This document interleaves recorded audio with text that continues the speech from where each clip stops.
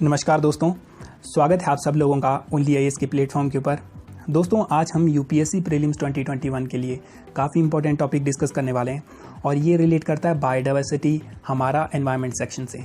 और इसके अंदर में काफ़ी सारे छोटे छोटे टॉपिक आएंगे, जिसके अंदर में हमारे कुछ टॉपिक होंगे जैसे national park, biosphere reserve, tiger reserve, wild life sanctuary, Ramsar, species in news and IUCN red list.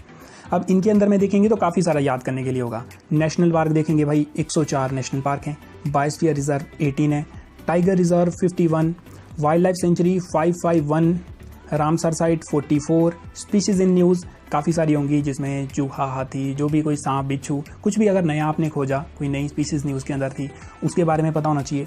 और फिर आती है IUCN की रेड लिस्ट, जिसके अंदर में कौन कौन से क्रिटिकली एंडेंजर्ड हैं, कौन से एंडेंजर्ड हैं। अब जब इन सबको हम मिलाएंगे तो ये काफ़ी ज़्यादा कम्बरसम, काफ़ी बड़ा टॉपिक बन जाएगा। लेकिन अगर यूपीएससी प्रीलिम का पैटर्न जो हम आगे देखने वाले हैं उसके अनुसार देखेंगे तो काफ़ी ज़्यादा रिवॉर्डिंग सेक्शन है। और 2020 में तो हद हो गई थी, 15 के करीब में क्वेश्चन आए थे और 15 में से 7 क्वेश्चन इस एरिया से थे। ये जो हमने यहाँ पे डिस्कस किए 7 क्वेश्चन यहाँ से आए थे। इसका मतलब एनवायरनमेंट को अगर आपने प्रिपेयर करना है तो इसके अलावा एनवायरनमेंट को आप प्रिपेयर नहीं कर सकते। ये वाले टॉपिक ओवरलैप करते हैं जियोग्राफी के साथ भी, इसीलिए हर साल इनका जो अमाउंट है वो धीरे धीरे करके इंक्रीज़ हो रहा है। 2013 के अंदर में IFS फॉरेस्ट सर्विस का जो पेपर था उसको इंक्लूड किया गया IS वाले पेपर के साथ, और उसके इंक्लूजन के साथ ही हमारे IFS से रिलेटेड कौन सा हाथी कहाँ पे मिलता है, कौन सा बंदर, चूहा, ये सब टॉपिक जो थे इनकी वेटेज इंक्रीज़ होना शुरू हो गई। उसके कारण ये टॉपिक काफ़ी इंपॉर्टेंट है।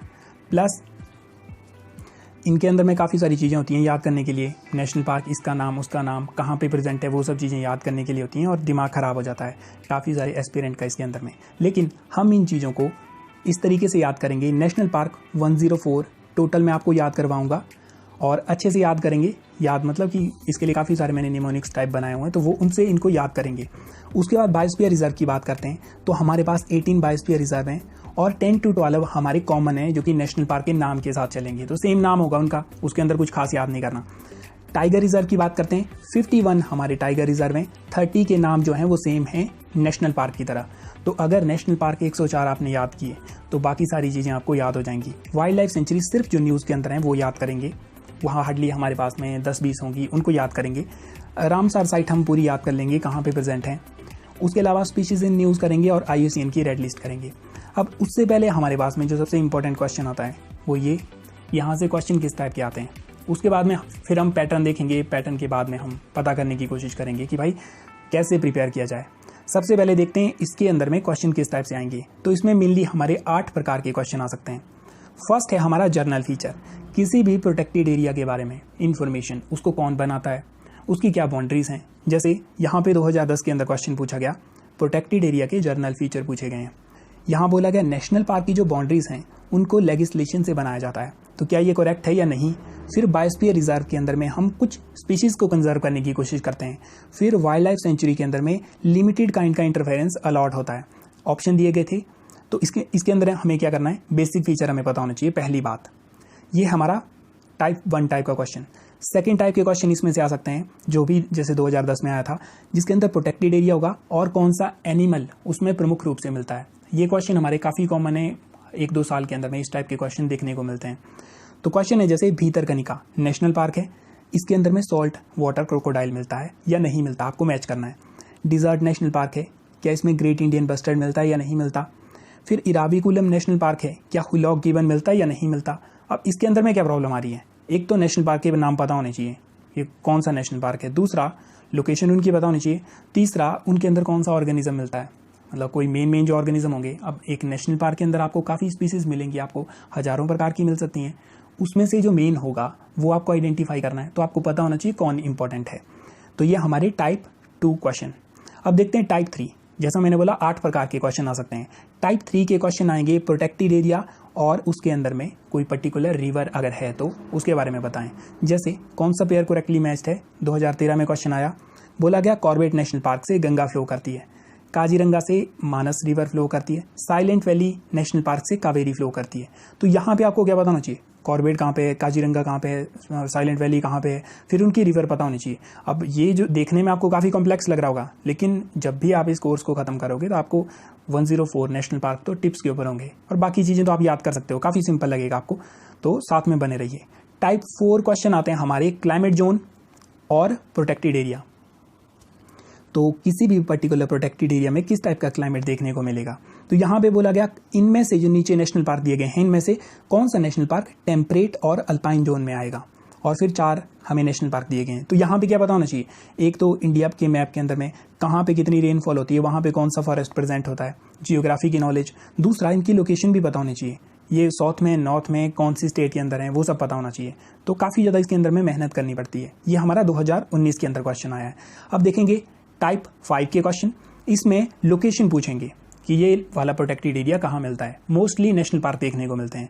जैसे 2020 के अंदर क्वेश्चन आया, कावेरी बेसिन के अंदर इनमें से कौन सा नेशनल पार्क मिलता है, या आपसे बोला गया कि सदर्न इंडिया के अंदर में हमारा तमिलनाडु, केरल और कर्नाटक के अंदर में कौन से वाला नेशनल पार्क मिलता है। तो इनके नाम आपको पता होना चाहिए, प्लस कहाँ पे प्रेजेंट है वो भी पता होना चाहिए। अब इनके अंदर में फाइंड आउट करना है। अब आते हैं टाइप 6 के क्वेश्चन, इनको हम बाद में फिर से रिविजिट करेंगे और देखेंगे इनके अंदर में किस किस टाइप के आएंगे। तो टाइप 6 कैसे आएंगे, फीचर किसी भी पर्टिकुलर प्रोटेक्टेड एरिया के, ये भी हमारा 2020 के अंदर आया। कोई पर्टिकुलर एरिया होगा, उसकी क्या फीचर है, क्या उसमें कोई पर्टिकुलर ऑर्गेनिज्म मिलता है। जैसे यहाँ पे बोला गया कि बारासिंगा या स्वैम्प डियर जो है वो यहाँ पे मतलब एक्सक्लूसिव तरीके से कौन से वाले नेशनल पार्क में मेन तरीके से मिलता है, जिन्होंने मतलब उसको अपना मास्कोट की तरह डिक्लेयर करके रखा हुआ है। तो इसमें आता है कान्हा नेशनल पार्क। अब ये भी एक फीचर है, एक पर्टिकुलर कान्हा, मतलब फेमस है कान्हा इस चीज़ के लिए। तो मतलब ऐसा नहीं कि काफ़ी टफ काइंड का क्वेश्चन है, लेकिन आपको पता होना चाहिए कौन से नेशनल पार्क के अंदर में क्या क्या चीज़ें पढ़नी है, वो हमारे लिए टिपिकल आता है। फिर आते हैं टाइप 7 के क्वेश्चन। इसके अंदर क्या होगा, स्पीसीज के फीचर पूछेंगे। जैसे इस केस के अंदर में हमारे 2020 में एलिफेंट के ऊपर पूछा गया कि एलिफेंट के ग्रुप को फीमेल लीड करती है। फिर बोला गया जो जेस्टेशन पीरियड है वो 22 मंथ है, मतलब 22 मंथ बच्चे को गर्भ में रखा जाता है, और जो बच्चे पैदा करने की क्षमता है वो 40 साल तक होती है। फिर सबसे ज़्यादा एलिफेंट मिलते हैं केरल में। अब एक स्पीसीज के काफ़ी सारे फीचर इसमें पूछ लिए। ऐसे ही टाइगर के पूछ सकते हैं, स्नो लियोपार्ड के पूछ सकते हैं, वाइल्ड एस के पूछ सकते हैं, रेड पांडा, या काफ़ी सारी हमारी स्पीसीज है, मतलब कौन सी स्पीसीज के पूछ सकते हैं वो हमें देखना पड़ेगा। अब आते हैं टाइप 8 लास्ट टाइप का क्वेश्चन। इसमें आएगा IUCN की रेड लिस्ट। अब ये वाला काफ़ी टिपिकल आ जाता है। इसमें क्या पूछेंगे, बोलेंगे भाई कौन सा ऑर्गेनिज्म इसमें से एंडेंजर्ड है, कौन सा इसमें से क्रिटिकली एंडेंजर्ड है, उसके बारे में हमें बताया जाए। तो जैसे यहाँ पे क्वेश्चन है घड़ियाल, लेदरबैक, टर्टल, स्वैम्प डियर, इनमें से कौन सा हमें एंडेंजर्ड देखने को मिलता है। तो इस टाइप के क्वेश्चन हमें देखने को मिलेंगे। इनको हम रिविजिट करेंगे जैसे जैसे हम एक एक प्रकार के क्वेश्चन को सॉल्व करते जाएंगे।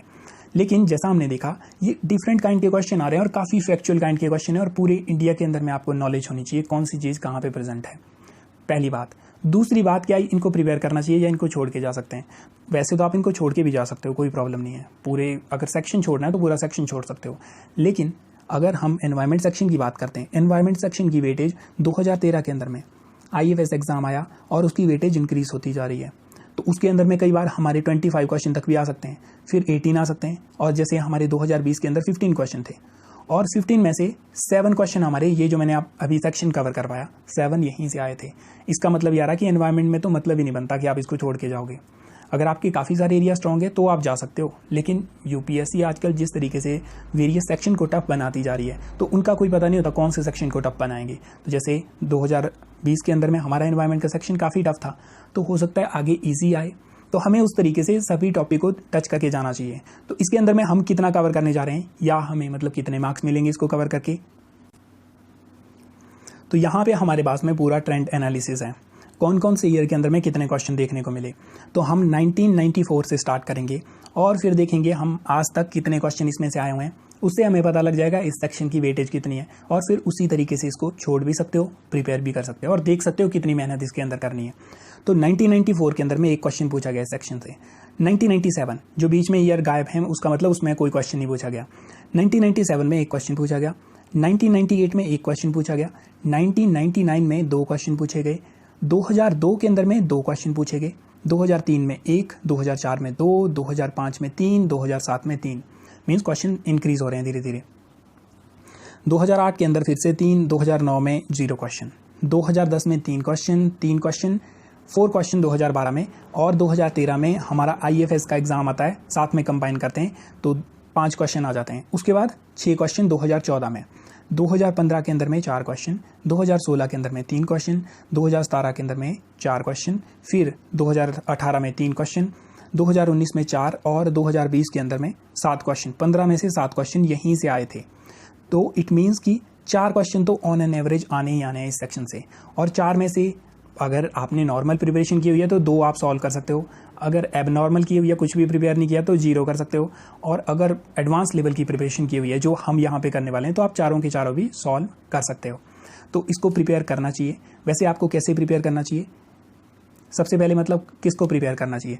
अगर इस समय आपके पास में टाइम कम है और आप फर्स्ट टाइमर हो, टाइम आपके पास में कम है, तो इस सेक्शन के अंदर में आप क्या कर सकते हो, जो मैंने इस सेक्शन के अंदर करंट अफेयर करवाए होंगे उनको आप कवर कर लो। बाकी वाले हो जाएं तो काफ़ी अच्छी बात है, अगर ना हो पाएँ तो भी आप करंट अफेयर तो कवर कर ही लेना जो यहाँ पे कवर होंगे। अगर आप फर्स्ट टाइमर नहीं हो, आपके पास में टाइम है, लगभग 1 वीक आपको देना पड़ेगा इसमें, उसके बाद आप मास्टर बन जाओगे इसके अंदर में, तो फिर इसको अच्छे से कवर करके जाओ और गारंटी के साथ में आपके पूरे क्वेश्चन हिट होंगे, या पूरे नहीं होंगे तो 75% तो आप लेके चल ही सकते हो कि इतना तो आपको आराम से यहाँ से हिट होगा। और ईजिली काफ़ी समझाया हुआ मैंने और काफ़ी सारी चीज़ें आपको ऐसे ही याद हो जाएंगी। जैसे मैंने बोला, याद करने की जो प्रॉब्लम है वो तो आराम से आपकी सॉल्व हो जाएगी। आपको बस फोकस करना है, एक कॉपी साथ में लेके बैठो, चाय साथ में लेके बैठो, पेन साथ में लेके बैठो और आराम से इसको नोट करते जाना है। तो स्टार्ट करेंगे इसको।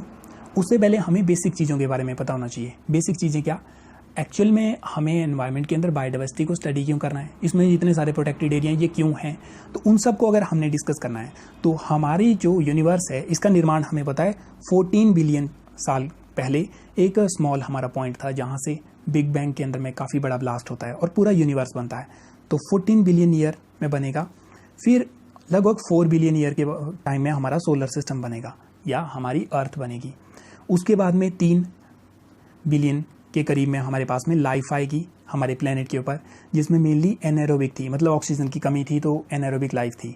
और लगभग ये हमारे पास में 2 बिलियन के करीब में हमारे पास में जो नॉर्मल लाइफ है हमारे पास में, जो ऑक्सीजन से सांस लेती है हम जैसे लोग, या जो हमारे ऐसे बैक्टीरिया, प्लांट वगैरह, वो स्पीसीज़ आती हैं जिनको आवश्यकता होती है किसी न किसी रूप के अंदर में हमारी ऑक्सीजन की, तो वो स्पीसीज़ हमारे पास में आने लगेंगी और धीरे धीरे करके अर्थ के अंदर बायोडाइवर्सिटी इंक्रीज़ होने लगेंगी। तो अर्थ के ऊपर में काफ़ी सारे ऑर्गेनिज्म आ जाएंगे, प्लांट आएंगे, लेकिन जैसा कि हम सब लोगों को पता है अर्थ में कितनी एक्सटिंक्शन हो चुकी हैं। एक्सटिंक्शन का मतलब होता है कि एक छोटे पीरियड के अंदर में काफ़ी सारी स्पीसीज़ की डेथ हो जाना। तो हमारी अर्थ के ऊपर में 5 बड़ी बड़ी एक्सटिंक्शन हो चुकी हैं। 5 बड़ी बड़ी, ऐसे छोटी छोटी काफ़ी हो चुकी हैं। 5 बड़ी बड़ी होने का मतलब उन एक्सटिंक्शन में 80 से 90% जो हमारी स्पीसीज़ हैं वो ख़त्म हो जाएंगी, सिर्फ गिनी चुनी बचेंगी और वो फिर रिप्रोड्यूस करेंगी। तो अभी अगर इस समय एक्सटिंक्शन होती है, मास एक्सटिंक्शन, तो ह्यूमन को लेके मतलब पूरे ऑर्गेनिज्म खत्म हो जाएंगे, थोड़े बहुत मुट्ठी भर बचेंगे जो फिर से रिप्रोड्यूस करेंगे। तो 5 बार ऐसी हो चुकी है और वो एनवायरनमेंट के अपने कारण थे, एनवायरनमेंट अपने तरीके से एडजस्ट करता है, लेकिन अभी ह्यूमन के कारण ये सब चीज़ें जो हैं 6th एक्सटिंक्शन के अंदर में आ चुके हैं। तो हमारे पास में अगर ह्यूमन बीइंग की हिस्ट्री की अगर बात करते हैं, 15,000 ईयर पहले हमारी नॉर्मल हिस्ट्री स्टार्ट होती है। अब उसके अंदर में उस समय तो काफ़ी पेड़ पौधे हुआ करते थे, धीरे धीरे करके हमने उनको काटना शुरू कर दिया। और इंडिया के केस में अगर स्पेसिफिक बात करेंगे तो 1880 इतना हमारे पास में डाटा अवेलेबल है। 1880 जब ब्रिटिशर का टाइम था, उस समय इंडिया के अंदर में 89 मिलियन हेक्टेयर के करीब में फॉरेस्ट हुआ करते थे। मीन्स रफली हमारे पास 28% हमारा पूरा लैंड जो था वो कवर था। अब ब्रिटिशर के द्वारा काफ़ी लार्ज स्केल के ऊपर डिफॉरेस्टेशन किया गया और 1951 तक आते आते ये वाला जो था हमारा 60 पे पहुंच गया। मीन्स 20 से नीचे गिर गया हमारा फॉरेस्ट कवर, 15% 18% के करीब। फिर हमने काफ़ी सारे स्टेप लेना शुरू किए और ये वाला जो है अभी प्रेजेंट के अंदर में 24% के करीब है। और हमारी नेशनल फॉरेस्ट पॉलिसी बोलती है इसको हम 33% के करीब लेके जाएंगे। अब इसके लिए एक टाइप का क्वेश्चन जो आपको बन सकता है यहाँ पे, वो बनेगा इंडिया में लैंड यूज़ पैटर्न। इंडिया में लैंड कहाँ पे यूज़ की जाती है, कितनी लैंड यूज़ की जाती है, वो आपको रफली आइडिया होना चाहिए। और ये वाला भी आइडिया होना चाहिए। 33 हमारा टारगेट है, 24 हमारे पास में फॉरेस्ट एंड ट्री कवर है अभी प्रेजेंट के अंदर। और इससे आप एक और बात का अंदाज़ा लगा सकते हो कि हम इम्प्रूव कर रहे हैं। 1950 से लेके आज तक हमने फॉरेस्ट के एरिया के अंदर में इम्प्रूवमेंट की हुई है। अब इसमें इम्प्रूवमेंट के अंदर भी जो हमारे प्रोटेक्टेड एरिया है, नेशनल पार्क है, वाइल्ड लाइफ सेंचुरी, इनका काफ़ी बड़ा रोल है। बिकॉज 1972 तक हमारे पास में लगभग 4-5 के करीब में नेशनल पार्क हुआ करते थे। 1972 के अंदर में पूरे वर्ल्ड के अंदर में काफ़ी सीरियसनेस दिखाई गई। यूएन की कन्वेंशन होती है ह्यूमन एनवायरनमेंट के ऊपर 1972 में, उसके बाद में काफ़ी ज़्यादा तेज़ी आती है और उसके बाद में इंडिया के अंदर में 100 के करीब में और ज़्यादा हमारे नेशनल पार्क आते हैं। तो बेसिक बात समझ लो लैंड यूज़ पैटर्न इंडिया में, और दूसरी बात ये समझ लो कि हमारे जो एरियाज़ हैं प्रोटेक्टेड एरिया, उनको क्यों बनाया गया। उनको बनाया गया ताकि हम कंजर्व कर पाएँ बायोडाइवर्सिटी को। और अगर इसको अपने तरीके से बात करेंगे, हमें बायोडाइवर्सिटी को कंजर्व करने से कोई मतलब नहीं है, हमें मतलब है खुद से। अगर बायोडाइवर्सिटी मरेगी तो ह्यूमन बीइंग भी खत्म हो जाएगा, तो हम अपने लिए प्रोटेक्ट कर रहे हैं। अब यहाँ पे क्वेश्चन आपको बन सकता है कि इंडिया में लैंड यूज़ कैसे किया जाता है। अगर इंडिया में 100% लैंड है तो उसको कहाँ पे यूज़ किया जाता है, क्या किया जाता है उसका। तो जो एरिया है जिसके अंदर में फसल उगाई जाती है आपके द्वारा, नेट सोन एरिया, जिसको मतलब एक बार आप फसल के अंदर में लगाते हो पूरा, 45% हमारा एरिया 1961 के अंदर में कृषि के लिए यूज़ किया जाता था। अब उसको थोड़ा सा वो इंक्रीज़ होकर 46 हो चुका है 2020 के अंदर में। फॉरेस्ट हमारे 18% थे जो अब 24 हो चुके हैं। बैरन लैंड या अनकल्टिवेटेड लैंड, ऐसी पड़ी होगी मॉन्टेनियस टाइप की लैंड, डिजर्टेड काइंड की लैंड, वो हमारी 8% के करीब। यहाँ पे 2 चीज़ें याद करनी है, ये वाली 2 चीज़ें, इनके ऊपर आपको क्वेश्चन बन सकता है कि सबसे ज़्यादा एरिया इंडिया के अंदर में रेजिडेंशियल पर्पज़ के लिए यूज़ होता है, रहने खाने के लिए तो 4-5% हम यूज़ करते हैं एरिया। और प्रोटेक्टेड एरिया हमारे पास में देखो यहाँ पे 1% से इंक्रीज़ होकर 5.6%। इनके ऊपर क्वेश्चन आ सकता है, ये 2 चीज़ें और ये 2 चीज़ें, इनके ऊपर क्वेश्चन आ सकता है। इन बातों को आपको ध्यान में रखना है। तो हमें इसके अंदर में क्या करना पड़ेगा, फॉरेस्ट एरिया को हम 33% पे लेके आना चाहते हैं। अगर हम अच्छे से खेती करते हैं, प्रोडक्टिविटी इंक्रीज़ करते हैं, जैसे इंडिया में प्रोडक्टिविटी ऑलमोस्ट हाफ होगी जितनी चाइना के अंदर है, अगर उसको लेके आएंगे हम, तो ये लैंड हम कम करके 25% करना चाहेंगे ताकि कम हो जाए। अर्बनाइजेशन करेंगे, रैपिड अर्बनाइजेशन, और 4-5% लैंड के अंदर में पूरे लोग रहने लगेंगे। तो बाकी हम जो फॉरेस्टेड एरिया है इसको 50% तक लेके जा सकते हैं अगर हम चाहें तो वो हमें चीज़ें करनी है। और प्रोटेक्टेड एरिया 5.6% है। अगर आपको बोल दिया इंडिया के अंदर प्रोटेक्टेड एरिया 10% है, तो उस टाइप के क्वेश्चन में आपको ध्यान रखना है। तो चलिए अब स्टार्ट करते हैं हमारे पास में प्रोटेक्टेड एरिया। अब प्रोटेक्टेड एरिया कौन कौन से होते हैं, उनको कौन डिसाइड करता है किस टाइप के एरिया होंगे, तो उनको डिसाइड किया जाता है नेशनल गवर्नमेंट के द्वारा। जैसे इंडिया के अंदर गवर्नमेंट होगी, वो डिसाइड करेंगे हम किस एरिया को कैसे प्रिजर्व करना चाहते हैं। तो हमारे पास में, जैसा मैंने बताया, ब्रिटिशर के टाइम में इंडिया के अंदर में काफ़ी डिफॉरेस्टेशन शुरू हुई और 89 मिलियन हेक्टेयर से इंडिया के अंदर में 60 मिलियन हेक्टेयर तक पहुंच गया 1952 के अंदर में। और ये जो थी इंडस्ट्रियल रिवॉल्यूशन पूरे वर्ल्ड के अंदर में हो रहा था, ब्रिटेन के अंदर, यूरोप के अंदर में, हमारी एशियन कंट्रीज़ के अंदर में। इसके कारण काफ़ी सारे फॉरेस्ट को काटा जा रहा था। तो उस समय तो हमारे पास में वर्ल्ड वॉर 1 के टाइम में बिजी थे, वर्ल्ड वॉर 2 के टाइम में हम बिजी थे, तो मतलब लड़ाई झगड़े कर रहे थे एक दूसरे से। लेकिन जब वर्ल्ड वॉर 1 और वर्ल्ड वॉर 2 खत्म होता है तो काफ़ी ज़्यादा एक तरीके से कॉन्शियसनेस इंक्रीज होने लगती है यूरोपियन और अमेरिकन कंट्रीज़ कि हमें किसी न किसी तरीके से पॉजिटिव डायरेक्शन में लेके जाना पड़ेगा वर्ल्ड को। और उन्हीं के अंदर में काफ़ी सारी ऑर्गेनाइजेशन इसी समय के बाद में जन्म लेना शुरू करेंगी। अदरवाइज इंटरनेशनल ऑर्गेनाइजेशन के नाम के ऊपर हमारे पास में इक्का दुक्का ऑर्गेनाइजेशन हुआ करती थी, जैसे international meteorological organisation, international labour organisation, ये हमारी हुआ करती थी पहले से। अदरवाइज कोई इंटरनेशनल ऑर्गेनाइजेशन नहीं थी हमारे पास में। यूएन बना, उससे पहले लीग ऑफ नेशन था, लेकिन वो भी मतलब खराब काइंड की, टुची काइंड की ऑर्गेनाइजेशन थी। यूएन बनने के बाद में काफ़ी सारे जो हमारे बुद्धिजीवी थे या ऐसे लोग जिनको मतलब कॉन्शियसनेस थी कि हमें एनवायरनमेंट के बारे में कुछ करना चाहिए, उन्होंने सोचा कि एक ऑर्गेनाइजेशन बनाते हैं और IUCN का निर्माण हुआ 1948 के अंदर में। ये एनवायरनमेंट ऑर्गेनाइजेशन के अंदर कवर करोगे आप, और स्विट्जरलैंड में इसका हेडक्वार्टर है।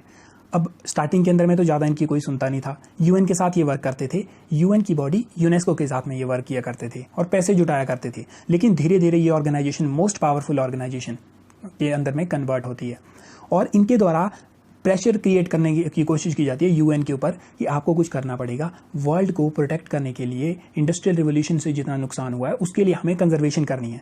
इन्होंने बोला कि प्रोटेक्शन की जाए। अब डेवलपिंग कंट्री के द्वारा क्या बोला गया, उन्होंने बोला हमारे जो फॉरेस्ट हैं, जैसे इंडिया के अंदर हमने देखा 18% हमारे फॉरेस्ट बचे थे, लेकिन प्रॉब्लम क्या आ रही थी, प्रॉब्लम ये आ रही थी हमें डेवलपमेंट करने के लिए चाहिए कोल, हमें चाहिए जिंक, मैग्नीज, बॉक्साइट। कहाँ पे मिलेगा, वो था फॉरेस्टेड एरिया में।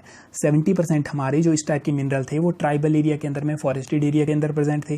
तो हमने उनको काटना भी शुरू किया, उनको काटेंगे भी, प्लस हमें ट्राइबल को भी मैनेज करना है कि उनको किस तरीके से मतलब रिसाइड किया जा सकता है ऐसे एरिया में। अब अगर ये बोलते प्रोटेक्ट करो तो ट्राइबल को बाहर निकालना पड़ेगा आपको। इसी के लिए IUCN एक कंसेप्ट लेके आया। उन्होंने बोला हम प्रोटेक्टेड एरिया को डिवाइड करते हैं 6 पार्ट में, तो 6 कैटेगरी के अंदर डिवाइड करते हैं। अब इसमें क्वेश्चन कैसे आ सकता है, वो बोलेंगे IUCN के अंदर में 4 कैटेगरी में प्रोटेक्टेड एरिया को डिवाइड किया गया है। तो आपको ध्यान रखना है 6 कैटेगरी में डिवाइड किया गया है। इन्होंने बोला 6 कैटेगरी देते हैं, अपनी सहूलियत के अनुसार आप इनमें से भी कोई कैटेगरी चूज कर लो और जो आपको अच्छी लगती है उसको अपना लो। जैसे फर्स्ट है कैटेगरी नंबर 1 के अंदर में आएगा स्ट्रिक्ट नेचर रिजर्व। तो नेचर रिजर्व के अंदर में कौन कौन सी मतलब किस टाइप का एरिया आएगा, इसमें कोई पर्टिकुलर जैसे कोई माउंटेन है या कोई आइलैंड है उसको इसमें डाल दिया जाएगा। मींस साइंटिफिक पर्पस के लिए सिर्फ यूज़ करेंगे, बाकी उसमें ना इंसान जा सकता है ना आ सकता है। तो इंडिया इसको यूज़ करता है? नो, इंडिया के अंदर में ऐसा कुछ भी नहीं है। इसको यूज़ किया जाता है कुछ कंट्री के द्वारा। मींस जैसे इनके पास में ऑप्शन है, यहाँ पे 6 हमारे पास में टोटल आ रहे हैं, तो इनके पास में ऑप्शन है कि कोई पर्टिकुलर कंट्री उसको यूज़ कर भी सकती है, नहीं भी यूज़ कर सकती, तो वो अपनी इच्छा है। इंडिया इसको यूज़ नहीं करता, ये भी ध्यान रखना आपने। वाइल्डरनेस एरिया, इंडिया इसको भी यूज़ नहीं करता। तो इन दोनों के अंदर में क्या फ़र्क है वैसे जानने की आवश्यकता नहीं है, लेकिन इसमें अगर एग्जाम्पल देखेंगे, यूके का एक आइलैंड है जो इन्होंने मॉरिशस से चुराया हुआ है, जिसका नाम है डिएगो गार्सिया। ये वाला जो आइलैंड है ये हमारा इंडियन ओशियन में प्रेजेंट है, जिसके ऊपर यूएस का बेस भी है, चेगोस आर्किपेलागो के ऊपर। तो ये इंडियन ओशियन में प्रेजेंट है, उसका एक आइलैंड है, उसको इन्होंने ये वाला रिजर्व बनाया हुआ है। फिर वाइल्डरनेस एरिया, ये भी आपकी अपनी इच्छा है। बेसिकली बात यह है कि जैसे जैसे आप नीचे जाओगे प्रोटेक्शन कम होती जाएगी। तो अगर आपने बहुत ज़्यादा स्ट्रिक्ट एरिया डेवलप करना है तो आप उनको नाम दे दोगे स्ट्रिक्ट नेचर रिजर्व या वाइल्डरनेस एरिया। तो इस केस के अंदर में वेरियस कुछ नेशनल पार्क होते हैं हमारे पास में, जैसे तंजानिया के अंदर में शेरेनगेटी नेशनल पार्क है, उसको उन्होंने ये वाला टैग दिया हुआ है। हम इन दो टैग को यूज़ नहीं करते, मतलब कैटेगरी 1 को 2 पार्ट में डिवाइड किया गया है, हम उनको यूज़ नहीं करते, हम यूज़ करते हैं बाकी सारी कैटेगरी को। तो इंडिया में बाकी कैटेगरी 2 आएगी नेशनल पार्क। तो नेशनल पार्क में जो प्रोटेक्शन होगी इनसे कम होगी, स्ट्रिक्ट नेचर रिजर्व और वाइल्डरनेस से कम होगी। नेशनल पार्क के अंदर में इंडिया के अंदर में हमारे पास 104 नेशनल पार्क हैं। नेचुरल मोनूमेंट, अब ये आता है कोई पर्टिकुलर मोनूमेंट है आपका, कोई केव है, कोई इस तरीके का, जैसे मान लो कोई रिवर से बनी हुई कोई वैली है, इनको एक पर्टिकुलर मोनूमेंट को आप डिक्लेयर कर सकते हो। अब इसको इंडिया स्पेसिफिकली यूज़ नहीं करता, लेकिन अगर आप देखोगे यूनेस्को की जो हेरिटेज साइट होती हैं उसके अंदर आप इसको थोड़ा जोड़ सकते हो। जैसा मैंने बताया IUCN और यूनेस्को पहले साथ में काम किया करते थे। तो जो हमारी वर्ल्ड हेरिटेज की लिस्ट होती है उसको भी यूनाइटेड नेशन की ह्यूमन एनवायरनमेंट कॉन्फ्रेंस 1972 के अंदर में इन्होंने पास करवाने की कोशिश की थी, जो कि वैसे तो 1971 के अंदर इन्होंने उसका ड्राफ्ट बनाया था और उसको फोर्स में आते आते 1975 हो गए। तो मतलब ये पहले साथ में वर्क किया करते थे। तो ये नेशनल मोनूमेंट उसके अंदर आ जाता है, यूनेस्को वाले एरिया में इंक्लूड कर सकते हो। Habitat and species management area, अब ये आता है किसी पर्टिकुलर हैबिटेट या किसी पर्टिकुलर स्पीसीज के लिए, जिसको हम नाम देते हैं वाइल्ड लाइफ सेंचुरी। तो ये हमारे नाम है, हमने अपने तरीके से डिक्लेयर किया हुआ है, हम सिर्फ उनका पैटर्न फॉलो करते हैं। फिर आता है प्रोटेक्टेड लैंडस्केप या सीस्केप, इसमें हमारे पास आते हैं रिजर्व फॉरेस्ट और प्रोटेक्टेड फॉरेस्ट। इनके अंदर में थोड़ी रिस्ट्रिक्शन होती है ग्रीजिंग वगैरह के लिए। तो ये आते हैं किसके अंदर, 1927 का हमारा फॉरेस्ट एक्ट है उसके अंदर इनको बनाया गया था। उसके अलावा हमारा कैटेगरी 6 में आता है प्रोटेक्टेड एरिया, जिसके अंदर में सस्टेनेबल यूज किया जा सकता है। इसमें इंडिया के अंदर आता है विलेज फॉरेस्ट। तो जैसा हमने यहाँ पे देखा, जो फर्स्ट हमारा 1 है उसके 2 पार्ट हैं, strict nature reserve, wilderness area, वो हमारे इंक्लूड नहीं होते। बाकी सारे एरिया को किसी न किसी फॉर्म में इंडिया ने यूज़ किया हुआ है। तो इनका IUCN का पैटर्न है, उसको यूज़ किया जाता है। तो आपको अगर बोल दिया गया कि नेशनल पार्क जो है कैटेगरी 1 में आता है, या आपको बोला गया कि जो IUCN के प्रोटेक्टेड एरिया की कैटेगरीज हैं वो 4 हैं, तो आपको पता होना चाहिए उनके अंदर में कि कितनी हैं वो। ओके, तो ये सब बातें आ गई हमारा बेसिक्स। अब हम आगे जाएंगे, तो अगर बात करेंगे नेशनल पार्क और वाइल्ड लाइफ सेंचुरी में डिफरेंस, तो जैसा हमने पहले देखा ये कैटेगरी 2 में आया नेशनल पार्क, ये आया हमारा कैटेगरी 4 में। तो एक बात तो ये समझ में आ गई, नेशनल पार्क में काफ़ी प्रोटेक्शन होती है, वाइल्ड लाइफ सेंचुरी में कम प्रोटेक्शन होती है। इसमें कोई ह्यूमन एक्टिविटी अलाउ नहीं होती, इन जर्नल कोई अलाउ नहीं होती, लेकिन हमारी कुछ ट्राइब जो पहले से रहती आ रही है उनको रहने दिया जाता है इनके अंदर में। ओके, तो ये बात ध्यान में रखनी है, लेकिन इसके अंदर में अलाउ होती है, आप जा सकते हो, छोटा मोटा सामान कलेक्ट कर सकते हो। तो इसमें कम प्रोटेक्शन। अब क्यों इनको बनाया गया, अलग अलग क्यों बनाया गया? आपको प्रायोरिटी जिसको ज़्यादा देनी है नेशनल पार्क को ज़्यादा दोगे। जैसा मैंने बताया, हमें ये भी देखना है हमारे लोग भी रहते हैं उसके आसपास, ऐसा नहीं आप उनको बाहर निकाल दोगे। तो हमें अपने तरीके से देखना है। इंडिया के पास में 2.4% लैंड है वर्ल्ड का, 17% पॉपुलेशन है, तो हमें देखना पड़ेगा अपने तरीके से। इसीलिए डिफरेंट काइंड के प्रोटेक्टेड एरिया होते हैं। तो एक तो बन गया ह्यूमन एक्टिविटी अलाउ करने के लिए। कौन इनको बनाता है? तो इनको सेंटर और स्टेट दोनों बना सकते हैं, सेंटर और स्टेट दोनों इनको बना सकते हैं, ध्यान में रखना है। नेशनल पार्क को अच्छे से बाउंड्री डिफाइन की जाती है कि ये बाउंड्री है इसकी, इसके अंदर में ये थोड़ी एमॉर्फस हो सकती है, इसका मेन कोर एरिया डिफाइन कर देंगे, बाकी ये एमॉर्फस हो सकती है, आगे पीछे जा सकती है। और इसके अंदर में मतलब हमारे ह्यूमन बीइंग भी रह सकते हैं आसपास के एरिया में, तो मतलब उतना ज़्यादा स्ट्रिक्ट नहीं होता ये, तो ये बात ध्यान रखना है। जनरल पब्लिक आराम से जा सकती है, यहाँ पे जा नहीं सकती जनरल पब्लिक, लेकिन आपको अलाउ किया जा सकता है। कुछ हमारे नेशनल पार्क हैं वहाँ पे अलाउ किया जाता है, आपको टूरिज्म जैसी एक्टिविटीज़ के लिए अलाउ किया जाता है, कोई आपने देखने कोई ऑर्गेनिज्म उसके लिए अलाउ कर दिया जाता है। तो ये इनके अंदर में कुछ डिफरेंसेस आते हैं। और इसके अलावा एक और जो डिफरेंस आएगा, जो वाइल्ड लाइफ सेंचुरी है उसको पर्टिकुलर फ्लोरा या फौना के लिए हमने बनाया हुआ है। यहाँ पे जैसे हम देख सकते हैं, यहाँ पे है कैटेगरी 4 के अंदर में स्पीसीज़ के मैनेजमेंट, मतलब कोई पर्टिकुलर स्पीसीज़ के लिए वाइल्ड लाइफ सेंचुरी को हमने बनाया। जैसे हमने किसी वाइल्ड लाइफ सेंचुरी में सोचा कि हमारे पास है स्वैम्प डियर, हमने उसको बचाना है, तो हम उसके लिए बना देंगे वाइल्ड लाइफ सेंचुरी। लेकिन नेशनल पार्क हम बनाएंगे पूरा लैंडस्केप बचाना है, कोई पर्टिकुलर ऑर्गेनिज्म नहीं, हो सकता है उस ऑर्गेनिज्म के लिए स्पेसिफिक भी हो, लेकिन जो नेशनल पार्क का एम्बिट होता है वो होता है पूरा लैंडस्केप हमने बचाना है। जो वाइल्ड लाइफ सेंचुरी की अप्रोच होती है, इसमें एक ऑर्गेनिज्म को बचाना है, उसके साथ में और चीज़ें जो बच जाएंगी वो काफ़ी अच्छी बात है उनकी, लेकिन इसमें स्पीसीज़ के ऊपर फोकस किया जाता है और इसमें पूरे एरिया पे फोकस करेंगे। वाइल्ड लाइफ सेंचुरी को अपग्रेड किया जा सकता है नेशनल पार्क में, लेकिन नेशनल पार्क को डिग्रेड नहीं किया जा सकता हमारी वाइल्ड लाइफ सेंचुरी में। तो ये कुछ डिफरेंस है जो आपको पता होने चाहिए। उसके अलावा ये हमारे बनते कौन से एक्ट के अंदर हैं, तो 1972 का एक्ट है, उसके अंदर बनते हैं ये। 1972 के एक्ट के अंदर में नेशनल पार्क आते हैं, वाइल्ड लाइफ सेंचुरीज आती हैं, कंजर्वेशन रिजर्व आते हैं, कम्युनिटी रिजर्व आते हैं। कंजर्वेशन और कम्युनिटी जो रिजर्व होते हैं, ये हमारे कोई भी प्रोटेक्टेड एरिया होगा उसके आसपास की बफर जोन होंगे, उनको बोलेंगे हम कम्युनिटी रिजर्व या कंजर्वेशन रिजर्व। तो ये बेसिक बातें, ये सब चीज़ें तो आपने पढ़ी होंगी पहले से, तो ये हमने कवर कर लिया। अब कुछ बेसिक जी के देख लो, इसको बाद में रिवाइज करना, जब भी हम आगे काफ़ी सारी चीज़ें देख पाएंगे तो इनको रिवाइज करेंगे तो ज़्यादा अच्छे से याद होगा। नॉर्मल जी के पूछा जा सकता है 1-2 पॉइंट में। लार्जेस्ट नेशनल पार्क कहाँ पे है पूरे वर्ल्ड के अंदर में? ग्रीनलैंड के अंदर में। नदर्न यूरोप के अंदर में कंट्री है ग्रीनलैंड, वहाँ पे प्रेजेंट है। इंडिया का सबसे बड़ा नेशनल पार्क है हैमिश नेशनल पार्क, इनके बारे में डिटेल में आएगा आगे, तो बस नाम सुन लो और बाद में देख लेंगे। फर्स्ट नेशनल पार्क हमारा हैली नेशनल पार्क, या जिसको जिम कॉर्बेट नेशनल पार्क बोला जाता है अब, वो स्मॉलेस्ट इंडिया के अंदर आता है, south button island national park of Andaman Nicobar. Highest number national park हमारे पास हैं मध्य प्रदेश के अंदर में 11 और अंडमान निकोबार में सेकंड नंबर के ऊपर में 9। उसके अलावा 104 नेशनल पार्क हैं, 551 वाइल्ड लाइफ सेंचुरीज हैं, 51 टाइगर रिजर्व हैं हमारे पास। और टाइगर रिजर्व में भी हम आगे देखेंगे कि 51 हमारा लेटेस्ट ऐड किया हुआ है, उसके ऊपर क्वेश्चन आ सकता है, 2021 में ही ऐड किया उसको। उसके अलावा देहिंग पटकाई, ये हमारे पास में वाइल्ड लाइफ सेंचुरी हुआ करती थी असम के अंदर, उसका दर्जा इंक्रीज कर दिया गया, उसको नेशनल पार्क बना दिया गया वहाँ पे माइनिंग वगैरह को बचाने के लिए 2020 में, तो उसके बारे में भी हम आगे देखेंगे।